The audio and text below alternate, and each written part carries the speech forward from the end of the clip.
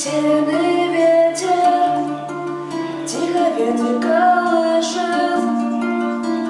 Маленький домик стоит у реки. Там маленький мальчик тянет маме ладони. Маму зовет, но мама все спит.